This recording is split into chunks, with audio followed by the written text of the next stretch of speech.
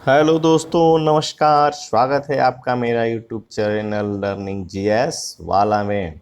जय हिंद, जय भारत। दोस्तों आज का वीवीआई टॉपिक राज्य के नीति निर्देशक सिद्धांत, जो किसी भी एग्जाम की दृष्टि से काफ़ी महत्वपूर्ण, इसलिए आज के सेशन का टॉपिक राज्य के नीति निर्देशक सिद्धांत है। बिना समय गंवाए चलिए चलते हैं आज के सेशन के पहले क्वेश्चन पे। तो राज्य के नीति निर्देशक सिद्धांत का वर्णन है, राज्य के नीति निर्देशक सिद्धांत का वर्णन है भाग 4। भाग 4 ऑप्शन संख्या 1 सही हो जाएगा। अनुच्छेद की बात किया जाए तो यह अनुच्छेद 36 से 51 तक, अनुच्छेद 36 से 51 तक राज्य के नीति निर्देशक सिद्धांत का वर्णन है।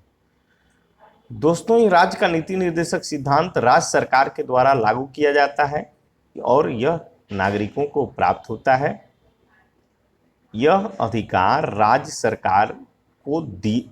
सरकार जब देती है आम जनता को, तब उसे प्राप्त होता है। यह स्वतः प्राप्त नहीं होता है, ध्यान रखिएगा, क्योंकि यह एक कल्याणकारी राज्य की बात करता है। तो इसका आंसर भाग 4 में वर्णन है, ऑप्शन संख्या 1 सही हो जाएगा। अब अगले क्वेश्चन पे चलते हैं। राज्य के नीति निर्देशक सिद्धांत की प्रेरणा ली गई है, तो राज्य के नीति निर्देशक सिद्धांत की प्रेरणा ली गई है आयरलैंड से, ऑप्शन संख्या 2 सही हो जाएगा, आयरलैंड। ओके दोस्तों, अब अगले क्वेश्चन पे चलते हैं। भारत के संविधान में कल्याणकारी राज्य की संकल्पना की गई है। कल्याणकारी राज्य की संकल्पना अभी हमने बताया आपको, राज्य के नीति निर्देशक सिद्धांत में ऑप्शन संख्या 2 सही हो जाएगा, कल्याणकारी राज्य की संकल्पना की गई है। ओके दोस्तों, यह वीवीआई क्वेश्चन है, आप इसे ध्यान रखिएगा, वीवीआई है।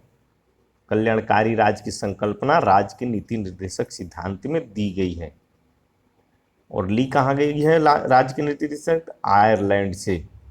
और वर्णन कहाँ है? 36 से 51, बार बार बता रहा हूं, कंप्लीट करिएगा। सामाजिक न्याय और निःशुल्क विधिक सहायता तथा सामान्य कार्य के लिए समान वेतन की व्यवस्था है। समान कार्य के लिए समान वेतन कहाँ व्यवस्था है?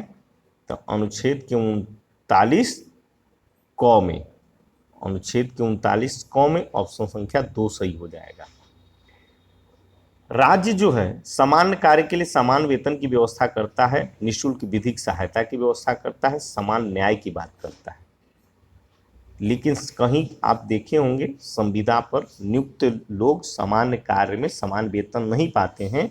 इसलिए नहीं पाते हैं कि यह समान कार्य के लिए समान वेतन की व्यवस्था एक कल्याणकारी राज्य में अनुच्छेद 39 क के तहत राज्य के नीति निर्देशक सिद्धांत में दिया गया है। तो राज्य के नीति निर्देशक सिद्धांत कहता है कि राज्य सरकार जो चाहे तो वह इसे समान कार्य के समान वेतन में अंतर कर सकता है, क्योंकि हम इसे न्यायालय में परिवर्तनीय नहीं करा सकते हैं, क्योंकि राज्य का नीति निर्देशक सिद्धांत न्यायालय में परिवर्तनीय नहीं होता है। ओके दोस्तों, अब अगले क्वेश्चन पे चलते हैं। ग्राम पंचायतों को संगठन की व्यवस्था की गई है, और अन्य भी अनुच्छेदों को वर्णन कर दें तो देख लीजिए। अनुच्छेद 39 समान 39 क हो गया। 39 ख कहता है सार्वजनिक धन का स्वामित्व तथा नियंत्रण। सार्वजनिक धन, जो सार्वजनिक धन सरकार की धन होती है, उसके स्वामित्व तथा नियंत्रण इस प्रकार ताकि सार्वजनिक हित का सर्वोत्तम साधन हो। ये कहता है कि जो सार्वजनिक धन होता है, जैसे मान लीजिए बस स्टैंड हुआ, रोड हुआ, रेल हुआ, तो इसके स्वामित्व तथा नियंत्रण इस प्रकार हो कि यह जो है सभी के हित की सर्वोत्तम साधन हो। भाई बस है, रोडवेज है, ट्रेन है, सभी के लिए सर्वोत्तम साधन होते हैं।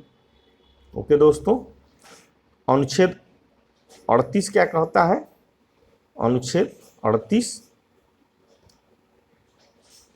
तो राज्य लोक कल्याण की अभिवृद्धि के लिए सामाजिक व्यवस्था बनाएगा। लोक कल्याण की अभिवृद्धि के लिए सामाजिक व्यवस्था बनाएगा और नागरिकों को सामाजिक, आर्थिक एवं राजनीतिक न्याय मिलेगा।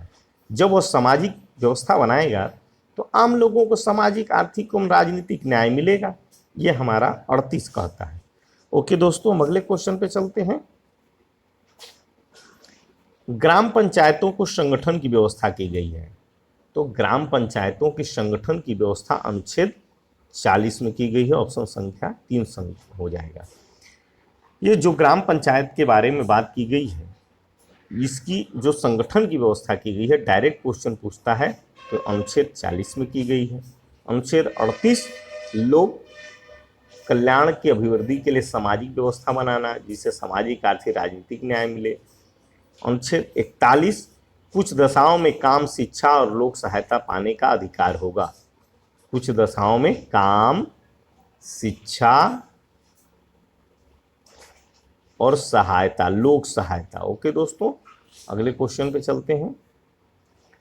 कुछ दशाओं में काम, शिक्षा और लोक सहायता पाने का अधिकार है, अभी हमने बताया अनुच्छेद 41, ऑप्शन संख्या 3 सही हो जाएगा। अनुच्छेद 41, जबकि ग्राम पंचायतों का संगठन अनुच्छेद 40। ओके दोस्तों, अब आगे चलते हैं। काम की न्याय संगत और मांग, उचित दशाओं का तथा प्रसूति सहायता, ये ध्यान रखिएगा, ये पूछ लेता है। प्रसूति सहायता किस अनुच्छेद में, जो आप देखे होंगे, प्रसूति सहायता में अनुदान मिलता है, पैसा भी मिलता है, तो ये प्रसूति सहायता इसलिए इम्पोर्टेंट हो जाता है। यह जो है पूछ लेता है तो अनुच्छेद 42 जो आप प्रसूति सहायता प्राप्त होती है महिलाओं को, 4000, 5000, 6000, अलग अलग राज्यों में अलग अलग व्यवस्थाएं हैं, दूध वगैरह दुनिया में मिलता है। यह राज्य के नीति निर्देशक सिद्धांत अनुच्छेद 42 के तहत सरकार यह मुहैया कराती है। अगले क्वेश्चन पे चलते हैं। नागरिकों के लिए एक समान सिविल संहिता की बात करता है। भारत के नागरिकों की एक समान सिविल संहिता हो, इस समय काफ़ी ट्रेंड में है कि एक समान सिविल संहिता हो, तो इसकी बात किया करता है। तो एक समान सिविल संहिता की बात अनुच्छेद 44 करता है। अनुच्छेद 44, ऑप्शन संख्या 3 सही हो जाए। जो आप देख रहे होंगे देश में कॉमन लॉ समान सिविल संहिता वही है। यह जो है राज्य के नीति निर्देशक सिद्धांत अनुच्छेद 44 इसका बात करता है। बात करें 42 की, तो अभी हमें आपने बताया कि ये प्रसूति, काम की न्याय संगत, मानववंचित दशाएं, ये सब 42 में दिया गया है। ओके दोस्तों, अब अगले क्वेश्चन पे चलते हैं। कृषि एवं पशुपालन की संगठन की बात करता है। तो कृषि एवं पशुपालन की संगठन की बात करता है, यह भी वीवीआई क्वेश्चन है। यह अनुच्छेद 48 करता है। ऑप्शन संख्या 3 सही हो जाएगा। कृषि एवं पशुपालन की संगठन, ग्राम पंचायत की संगठन 40, कृषि पशुपालन की संगठन अनुच्छेद 48। अनुच्छेद 46, तो अनुसूचित जाति, अनुसूचित जनजाति, अनुसूचित जाति और अनुसूचित जनजाति और अन्य दुर्बल वर्गों की शिक्षा और अर्थ संबंधी हितों का अभिवृद्धि। आप देखे होंगे ये जो है स्कूलों में मिलता है प्रोत्साहन, छात्रवृत्ति वगैरह के रूप में, या सरकार जो देती है अनुसूचित जाति, जनजाति या पिछड़े वर्गों को, तो ये जो है या अन्य कमजोर वर्गों को ये अनुच्छेद 46 के तहत मिलता है। ओके दोस्तों, अनुच्छेद 46। 47 क्या कहता है, तो पोषाहार स्तर, जीवन स्तर को ऊंचा करने और लोक स्वास्थ्य को सुधार करने की राज्य का कर्तव्य होगा। पोषाहार, ओके, तो ये पोषाहार वगैरह मिलता है आंगनबाड़ी वगैरह केंद्रों में, ये राज्य सरकार इसी अनुच्छेद के तहत देता है, 47 के तहत देता है। और अनुच्छेद 48 कृषि एवं पशुपालन के संगठन की बात करता है। अनुच्छेद 49 राष्ट्रीय महत्व के स्मारकों, स्थानों और वस्तुओं का संरक्षण। राष्ट्रीय महत्व का स्मारक, ताजमहल वगैरह, कुतुब मीनार वगैरह, इनकी स्मारक, स्थान और वस्तुओं का संरक्षण राज्य का दायित्व होता है। ओके दोस्तों, अगले क्वेश्चन पे चलते हैं। पर्यावरण की संरक्षण तथा संवर्धन, संवर्धन, वन एवं वन्य जीवों की रक्षा की बात करता है। यह कहाँ करता है, तो ये 48 क में करता है। ऑप्शन संख्या 4 सही हो जाएगा। ये भी वीवीआई क्वेश्चन है। देखिए, जो भी क्वेश्चन मेरे द्वारा पढ़ाया जाता है वो एग्जाम की दृष्टि से काफ़ी वीवीआई होता है, और मैं बता भी देता हूँ जहाँ उससे, तो आप निश्चित रूप से अच्छे से ध्यान रखिएगा। तो पर्यावरण काफ़ी इंपॉर्टेंट चीज़ है। पर्यावरण हर पूरा वर्ल्ड जो है इस पर गंभीर है। तो इसकी संरक्षण, संवर्धन, वन एवं वन्य जीवों की रक्षा की बात अनुच्छेद 48 क करता है, जबकि 48 जो है सिर्फ कृषि एवं पशुपालन और पर्यावरण, यही 48 क जो है करता है बात अनुच्छेद। बात करें यदि अनुच्छेद 48 क की, तो कंप्लीट हो गया, और अनुच्छेद 48 भी कंप्लीट हो गया है, 46 भी बता चुके हैं। ओके दोस्तों, अब अगले क्वेश्चन पे चलते हैं।